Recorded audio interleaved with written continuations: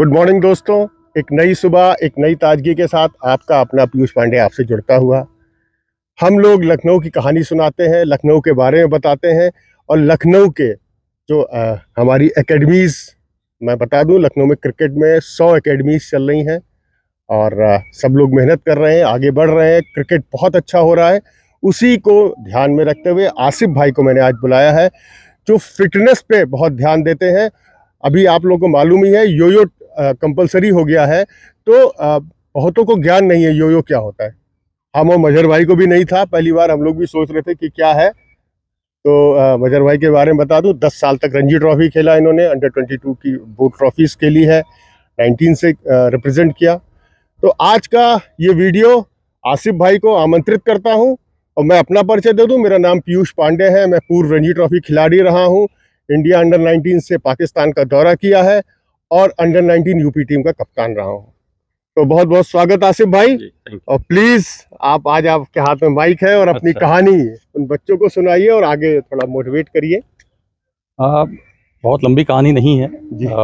1989 से SBI का एक फास्ट बॉलिंग कैंप लगा था यहाँ लखनऊ में, वहाँ से जर्नी स्टार्ट हुई और थोड़ी बहुत जूनियर क्रिकेट खेली और 1-2 सीज़न रणजी ट्रॉफी के लिए खेले।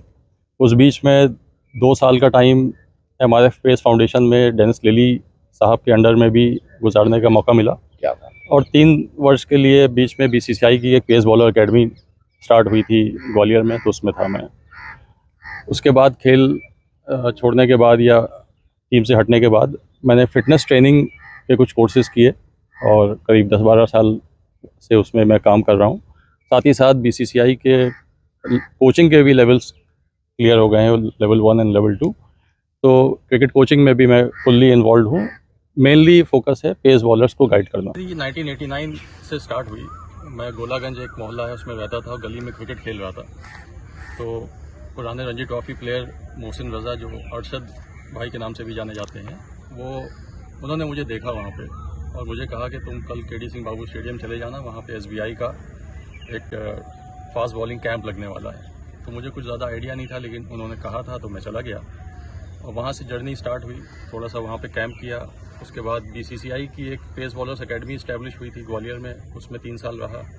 फिर MRF पेस फाउंडेशन चेन्नई में डेनिस लिली कोच थे, वहाँ 2 साल उनके अंडर ट्रेनिंग ली और थोड़ा बहुत क्रिकेट यूपी और रेलवे के लिए खेला।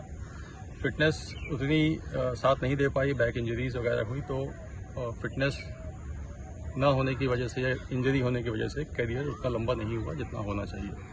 तो यही देखते हुए मैंने फिर फिटनेस के कोर्सेज किए BCCI के और पिछले 8-10 साल से मैं फिटनेस ट्रेनिंग में काफ़ी इन्वॉल्व हूँ और साथ ही साथ BCCI के कोचिंग के कोर्सेज भी कर लिए हैं लेवल 2 तक।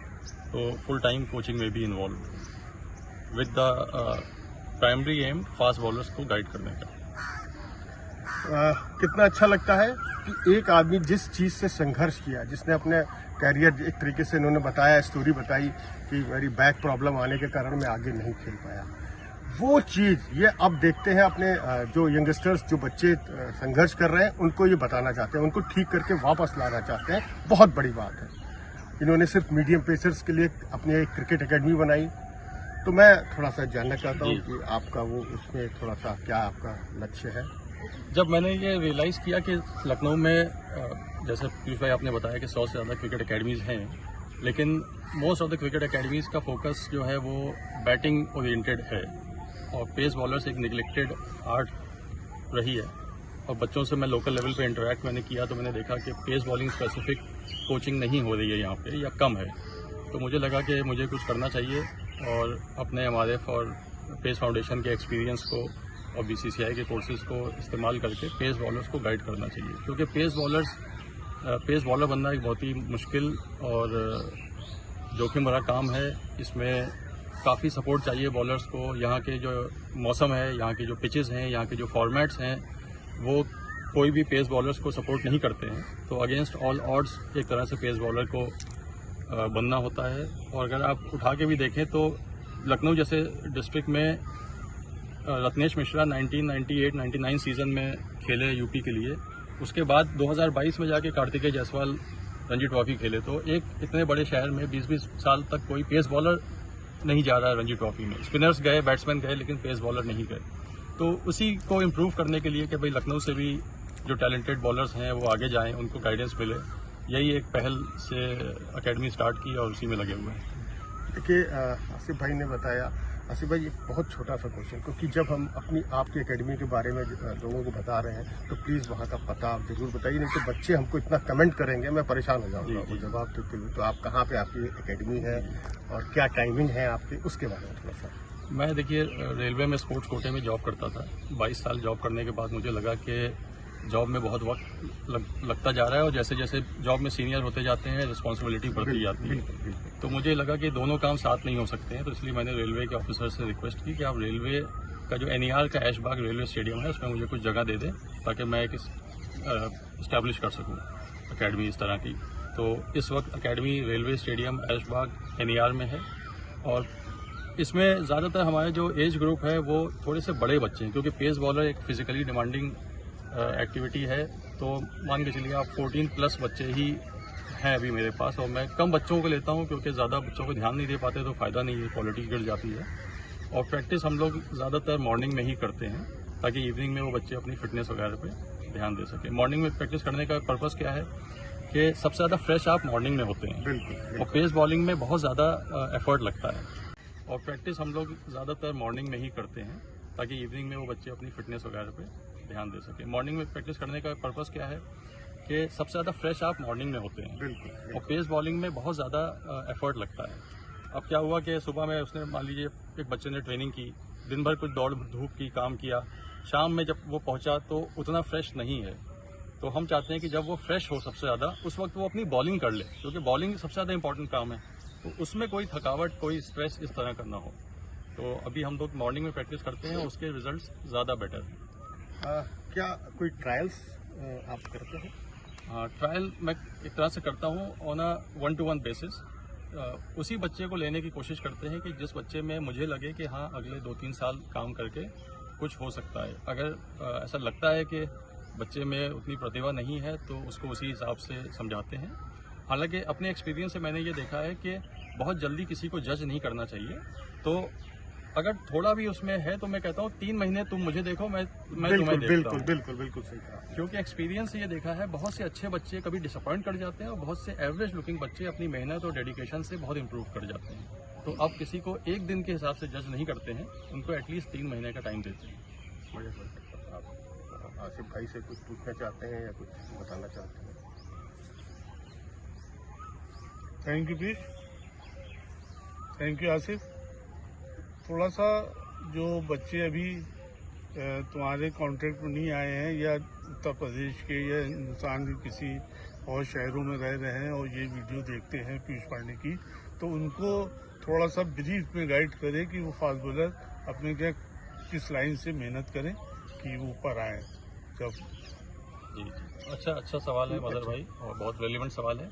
देखिए फास्ट बॉलिंग में एक तो इम्पॉर्टेंट ये है कि बहुत जल्दी बहुत छोटे बच्चे को फास्ट बॉलर बनाने ना जाएं। जैसे अभी रिसेंटली मुझे एक पेरेंट मिले थे, उन्होंने कहा कि 4 साल की उम्र से बच्चा खेल रहा है या 12 साल का अभी हुआ है।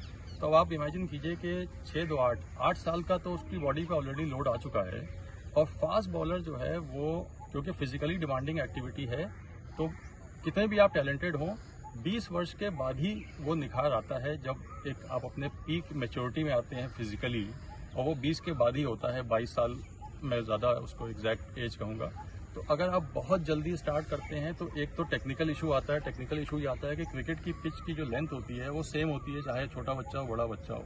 तो बॉल को एक एंड से दूसरे एंड पहुंचाने के लिए अभी उसकी हाइट भी नहीं है, उसका ताकत भी नहीं है, तो वो जैसे लैटरल फ्लेक्शन हो गया या हाथ बाहर से लाने लगा, ऐसी चीज़ें डेवलप कर लेता है। और ये 6-8 साल कर ली अगर उसने, तो उसकी मसल मेमोरी में इतनी ज़्यादा हावी हो जाती है कि जब वो हमारे पास आता है या किसी ऐसी जगह जाता है जहाँ पे उसको गाइडेंस देनी है, तो उसको अनलर्न करने में बहुत समय लग जाता है, या फिर उससे रिलेटेड कोई ना कोई इंजरी का भी चांस बना रहता है। दूसरी चीज़ ये है कि क्रिकेट जो है वो एक लेट मैच्योरिटी गेम की कैटेगरी में डाला गया है, यानी कि हर गेम को एज वाइज अगर आप देखें, फॉर एग्जांपल मैं दूंगा, स्विमिंग में जो डाइविंग का स्पोर्ट होता है, तो diving is a early maturity game उसमें एक रेपिटेटिव नेचर ऑफ एक्टिविटी है। 10 मीटर या 8 मीटर पे आपको ऊपर चढ़ना है, नीचे कलाबाजी लगानी है और पानी में चले जाना है। तो उसमें जितनी दुबली, जितनी छोटी बॉडी होगी वो पानी में उतना ज़्यादा स्मूथली चली जाएगी। तो इसमें क्या होता है, बहुत जल्दी बच्चों को उठाते हैं। 4-6 साल की उम्र से स्टार्ट करते हैं, 6-8 साल उनकी अच्छी ट्रेनिंग करते हैं। 14-14 साल में स्पेशली गर्ल्स ओलंपिक में गोल्ड ले आती हैं और 18-20 साल में रिटायरमेंट भी ले लेती हैं। On the other hand cricket एक स्किलफुल गेम है, इसमें बहुत से वेरिएशन है। 3 तो फॉर्मेट हैं, एक लौता गेम है दुनिया में जिसके 3 फॉर्मेट हैं। तो अलग अलग फॉर्मेट्स को मास्टर करना, फिर हम पिचेस पे खेलते हैं। हर पिच पिछली पिच से अलग होती है। बॉल्स भी इसमें अलग होती हैं। ऑस्ट्रेलिया में कुछ और चलती है, इंग्लैंड में कुछ और चलती है, यहाँ SG की चलती है। फिर इंडिया में आप देखिए धर्मशाला में विकेट अलग चल रहा है, चेन्नई में अलग चल रहा है। तो ये सब चीज़ों को समझते समझते, इसमें महारत लाते हुए, अपने गेम को समझते हुए परफॉर्मेंस कैसे अपना निकाला जाए, इसमें टाइम लगता है। तो अगर हम बहुत जल्दी स्पेशलाइज कर लेंगे कि दूसरी चीज़ ये है कि क्रिकेट जो है वो एक लेट मैच्योरिटी गेम की कैटेगरी में डाला गया है। यानी कि हर गेम को एज वाइज अगर आप देखें, फॉर एग्जांपल मैं दूंगा, स्विमिंग में जो डाइविंग का स्पोर्ट होता है, तो diving is a early maturity game. उसमें एक रेपिटेटिव नेचर ऑफ एक्टिविटी है। 10 मीटर या 8 मीटर पे आपको ऊपर चढ़ना है, नीचे कलाबाजी लगानी है और पानी में चले जाना है। तो उसमें जितनी दुबली, जितनी छोटी बॉडी होगी वो पानी में उतना ज़्यादा स्मूथली चली जाएगी। तो इसमें क्या होता है, बहुत जल्दी बच्चों को उठाते हैं। 4-6 साल की उम्र से स्टार्ट करते हैं, 6-8 साल उनकी अच्छी ट्रेनिंग करते हैं। 14-14 साल में स्पेशली गर्ल्स ओलंपिक में गोल्ड ले आती हैं और 18-20 साल में रिटायरमेंट भी ले लेती हैं। On the other hand cricket एक स्किलफुल गेम है, इसमें बहुत से वेरिएशन है। 3 तो फॉर्मेट हैं, एक लौता गेम है दुनिया में जिसके 3 फॉर्मेट हैं। तो अलग अलग फॉर्मेट्स को मास्टर करना, फिर हम पिचेस पे खेलते हैं। हर पिच पिछली पिच से अलग होती है। बॉल्स भी इसमें अलग होती हैं। ऑस्ट्रेलिया में कुछ और चलती है, इंग्लैंड में कुछ और चलती है, यहाँ SG की चलती है। फिर इंडिया में आप देखिए धर्मशाला में विकेट अलग चल रहा है, चेन्नई में अलग चल रहा है। तो ये सब चीज़ों को समझते समझते, इसमें महारत लाते हुए, अपने गेम को समझते हुए परफॉर्मेंस कैसे अपना निकाला जाए, इसमें टाइम लगता है। तो अगर हम बहुत जल्दी स्पेशलाइज कर लेंगे कि 4 साल 5 साल के बच्चे से हम मीडियम पेस कराने लगेंगे, तो एक तो बर्नआउट होने के चांस ज़्यादा हैं, वो इंटरेस्ट लूज कर सकता है, वो इंजर्ड हो सकता है और उसकी टेक्निकल फॉल्ट्स हो सकते हैं। तो पहली चीज़ है, पेस बॉलर को बहुत जल्दी स्टार्ट ना करें। आइडियल एज मैं कहूँगा 10+ के बच्चे को पेस बॉलिंग पे लाएं। उससे पहले उसको सब कुछ करवाएं, उसको बैटिंग भी कराएं, बॉलिंग कराएं, कीपिंग करना है कीपिंग करें, फुटबॉल खेले, स्विमिंग करे। जितना मल्टी डिसिप्लिनरी स्पोर्ट्स खेलेगा उतना उसका ओवरऑल फिजिकल और मेंटल डेवलपमेंट होगा। तो पहली चीज़, पेस बॉलर में जल्दबाजी ना करें, पेशेंस रखें। कितना भी टैलेंटेड पेस बॉलर होगा वो 20 साल की उम्र के बाद ही अपने पीक पे आएगा, अपना निखार आएगा। इस बीच में काफ़ी बाधाएं आएंगी। सबसे बड़ी बाधा है इंजरीज। पेस बॉलर का इंजरी से चोली दामन का साथ है, क्योंकि जब आप अपनी बॉडी को पुश करते हैं तो कहीं ना कहीं बॉडी कंप्लेन करती है, उसमें कहीं ऊपर नीचे हुआ तो वियर एंड टियर हो जाता है। तो injuries and part and parcel of being pace bowling. Brett Lee जो सबसे बड़े पेस बॉलर्स में से हुए हैं, 13 तो उन्होंने सर्जरीज कराई थी।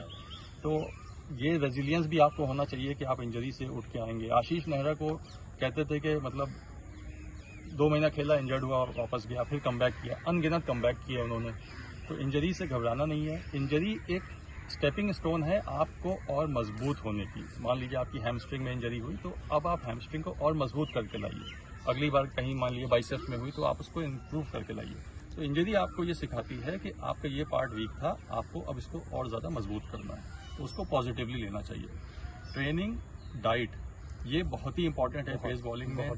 और रिकवरी, ये एक बहुत बड़ा फैक्टर हो गया है जब से सोशल मीडिया और मोबाइल्स का ज़माना आ गया है। बच्चे जो है स्क्रीन टाइम बढ़ गया है, रिकवरी नहीं ले रहे हैं। तो आप बहुत मेहनती हैं, आप बहुत टैलेंटेड हैं, आपने दिन भर बहुत अच्छा काम किया, लेकिन आपने 8 घंटे की साउंड स्लीप नहीं ली। लेकिन रिकवरी में नंबर 1 फैक्टर है स्लीप। ये सब तो जो सप्लीमेंट्स हैं और तमाम चीज़ें हैं, ये तो अभी कुछ सालों में निकली हैं। इंसान हज़ारों साल से है और नींद ही एक नेचुरल तरीका है। दिन भर मेहनत करता है, रात में सोता है, सुबह फिर फ्रेश उठता है।